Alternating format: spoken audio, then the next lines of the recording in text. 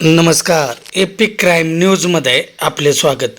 रोशन कोळे प्रकरणातील मुख्य सूत्रधार दिवाकर निकुरे अद्याप मोकाट. सरकारला विधानसभेत विचारला जाब. अधिक माहितीसाठी चॅनलला सबस्क्राईब करा.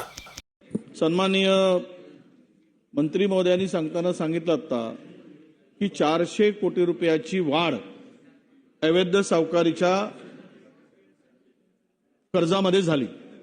म्हणजेच बँकांच्या वाढीचं कर्ज हे सोडून द्या, पण सावकारी अवैध हे जिवंत आहे आणि त्यात वाढ होत आहे हे मान्यच केलं आपण. म्हणजे या राज्यामध्ये एवढे सगळे कायदे असूनही अवैध सावकारी का सुरू आहे यावर परमनंट का सोल्युशन निघत नाही.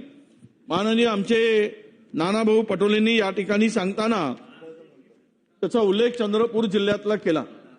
अध्यक्ष महोदय, यावर सातत्यानं आम्ही हा विषय इथे मांडतो. यातला मूळ सूत्रधार फरार आहे. त्याचं नाव आहे दिवाकर निकुरे. हे पैसे यांच्या खात्यातून या खात्यामध्ये जमा झाले. दिवाकर निकुरेंच्या पोलिसांनी तपासाची पथकं सुरू केली, त्याला शोधणं सुरू केलं. अध्यक्ष महोदय, माननीय मंत्री महोदयांना सांगतो, यांनी आतापर्यंत 130 लोकांना चेक दिले जमिनी बडकावून अवैध सावकारच्या नावाने, आणि चेक देऊन 130 चेक बाउन्स झाले. भले त्याच खात्याचे पैसे द्यायचे. 130 चेक. आणि हा पूर्वी दुसऱ्या पक्षात होता. बोयर साहेब, तुम्ही त्याला मला त्या दिवशी सांगितलं ना, आता तिसऱ्या पक्षात गेला, आता सत्ताधारी पक्षात गेला. अरे जरा तपासून तरी माणसं घ्या हो. हा स्वच्छ झाला काय? आता तुमच्या पक्षात गेला हो. त्याला नका घेऊ ना. राष्ट्रवादीत होता, काँग्रेसमध्ये होता, राष्ट्रवादीत गेला, भाजपमध्ये गेला. 130 लोकांना फसवून हा प्रत्येक वेळेस करतो. याच्यावर कारवाई का होत नाही? हा दिवाकर निकुरेला कधी पकडणार आहेत?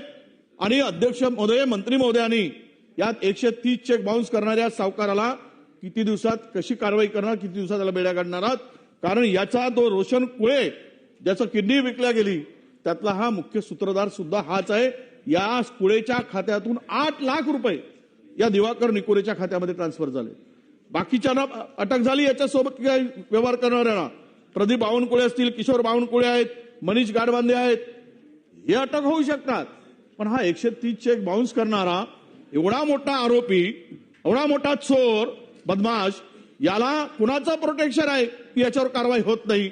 म्हणून हे किती दिवसात कारवाई करणार हे मंत्री महोदयांनी या अवैध सावकाराविरुद्ध सांगावं. अध्यक्ष महोदय.